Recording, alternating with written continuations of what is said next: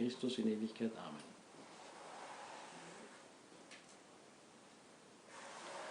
Au nom du Père, du Fils et du Saint-Esprit, ainsi soit-il, bien chers fidèles.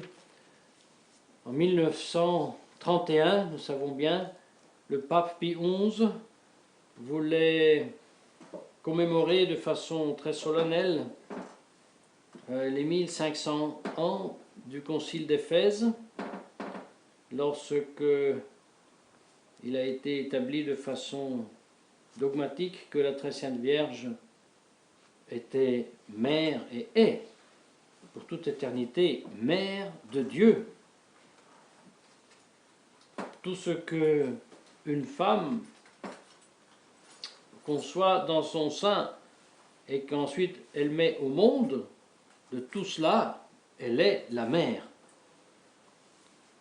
La maman, eh bien, et c'est pas très compliqué, et moins c'est compliqué, plus c'est mystérieux, eh bien la Très Sainte Vierge, par l'opération du Saint-Esprit, a conçu dans son sein le Verbe.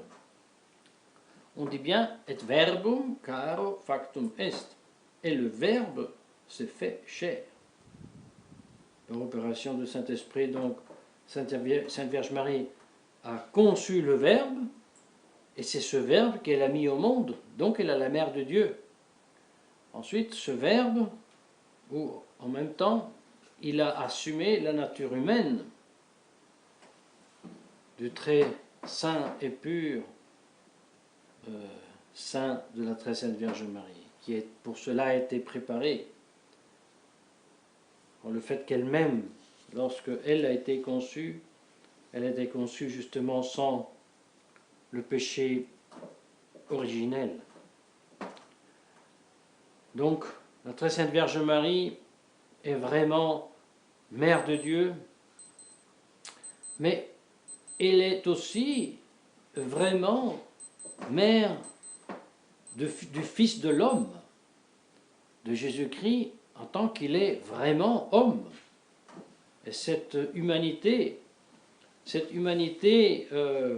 touchante est exprimée dans la basilique de Sainte-Marie Majeure, qui donc est comme le monument à ce dogme de la maternité divine, eh bien, est exprimé dans ce très beau mosaïque, certainement, lui, non pas du 5e mais du 13e siècle, mais sur lequel on voit Très Sainte Vierge Marie assise sur le trône à côté de son fils, et son fils qui lui pose la couronne sur la tête, avec une expression qui veut exprimer la vraie humanité, et bien sûr du Fils et de la Mère, une chose très touchante. Aujourd'hui, nous fêtons donc ce grand mystère de la maternité divine.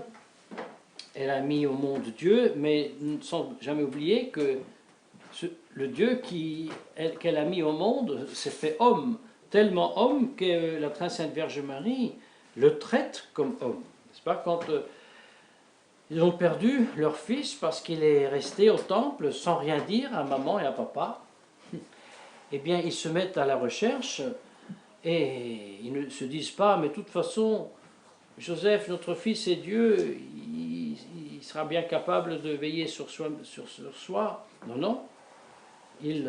Avec angoisse, ils cherchent leur fils.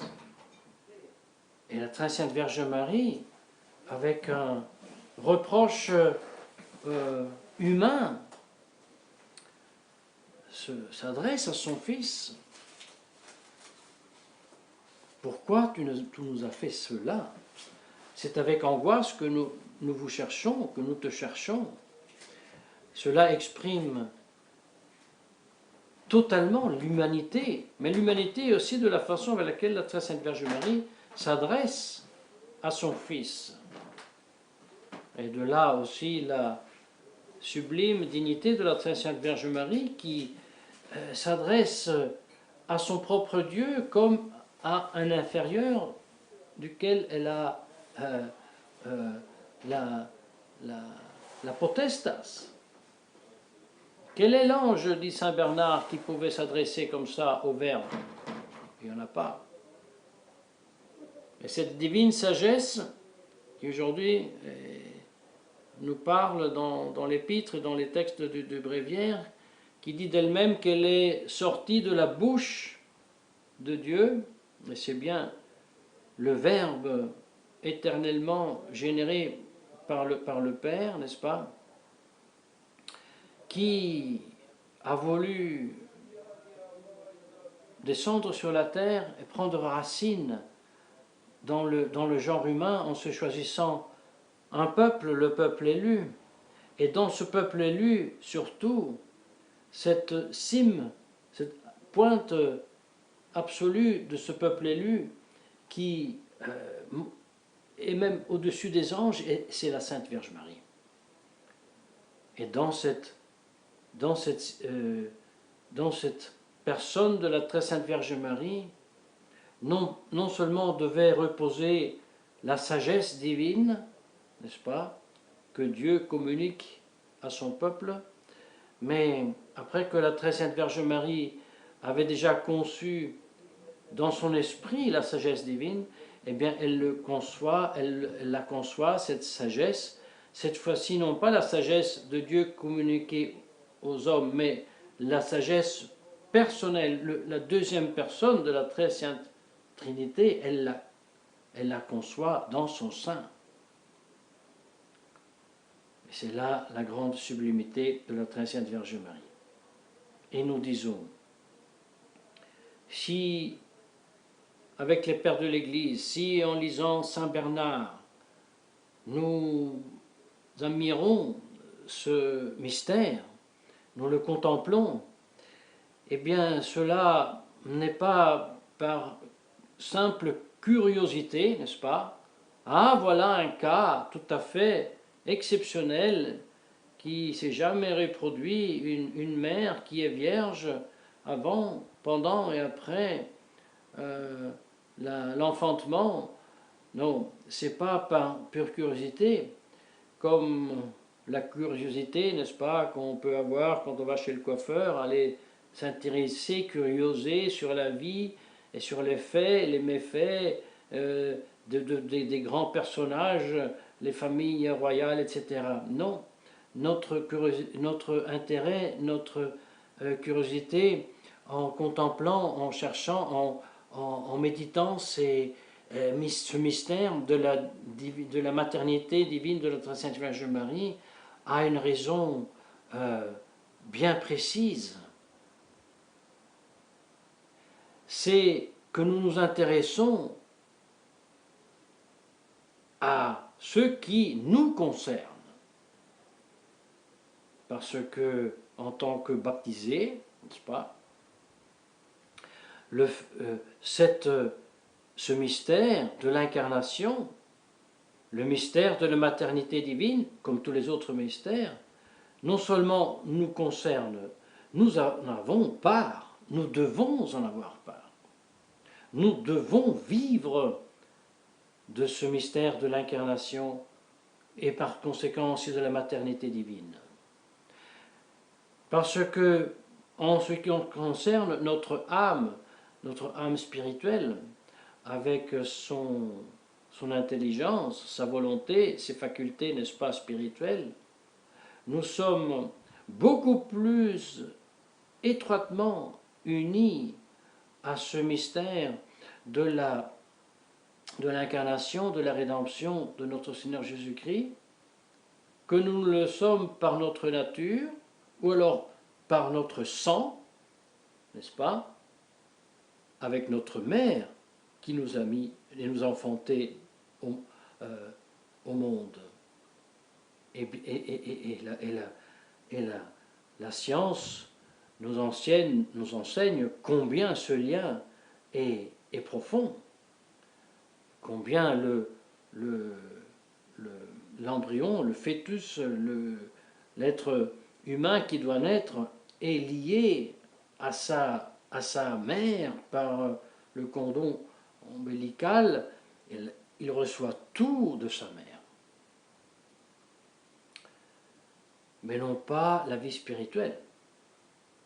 Parce que l'âme que nous avons reçue, lorsque nous étions dans le sein de notre maman, eh bien cette âme ne venait ni d'elle, ni d'autre père, cette âme venait de Dieu, qui l'a créée au moment où nous étions conçus. Eh bien c'est cette âme, avec ses facultés d'intelligence, de volonté, qui sont le siège justement de cette vie surnaturelle, la grâce, avec la foi, l'espérance, la charité et toutes les autres vertus, les dons, qui nous unissent, eux, à Jésus-Christ, à ces mystères, encore une fois, de l'incarnation, de la rédemption, de sa vie, de sa mort, qui nous unissent d'une façon beaucoup plus étroite que ce ne l'est l'union que nous avons par le sang avec notre mère, avec notre père. Voilà la raison pour laquelle donc nous contemplons ces mystères, et voilà la raison pour laquelle avec gratitude nous recevons et nous célébrons cette fête du 11 octobre qui rappelle et célèbre la maternité divine de la Très Sainte Vierge Marie, et nous avons avec cela le vrai point de départ, la réalité depuis laquelle et dans laquelle nous voulons aussi vivre, c'est-à-dire connaître, examiner, juger et traiter les faits aussi de la quotidienité. Le fait de cette paranoïa du soi-disant, ou alors du virus soi-disant qui a fait une épidémie, maintenant sans entrer dans la question presque orwellienne de cette histoire du Covid-19, mais on se rend bien compte que ce virus a une odeur, il sent le soufre, mais il sent le soufre de l'enfer. Il y a quelque chose d'absolument démoniaque dans cette histoire, bien différent des épidémies des temps passés. Mais ce qui peut être par contre vu de commun avec les fléaux des temps passés, n'est-ce pas? C'est qu'il faut le voir, toute cette histoire, comme une punition de Dieu. Oui, l'esprit vraiment chrétien et catholique a un grand sens de la justice et de la punition divine. Quel est ce sens? Celui dont nous parlions tout à l'heure. Le sens justement du Verbe incarné, de la justice divine et de la punition, qui était un sens divinement humain. Un sens qui, dans ce Verbe incarné, faisait que dès le premier instant de sa conception, de son être homme, il désirait, il se consumait du désir de satisfaire la justice divine et de recevoir sur lui tout le châtiment et tous les fléaux que Dieu inflige à l'humanité pécheresse. Non pas pour le goût de la punition, mais par l'amour d'obtenir le pardon et d'ouvrir les cieux à la gloire.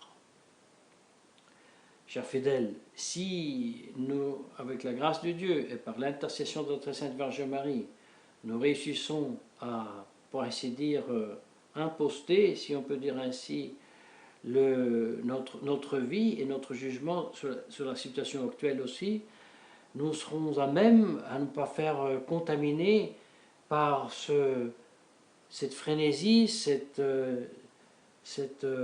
inquiétude qui est en train de s'emparer un peu de toute la société, et ceci d'une façon, on peut presque dire, mondiale. Mais avec la grâce divine que nous demandons par l'intercession de notre Sainte Vierge Marie, nous devons réussir à vivre dans la sérénité et en même temps dans la force de notre Seigneur Jésus-Christ. Et dans sa sagesse, qui savait qu'il y avait un temps pour parler avec les pharisiens.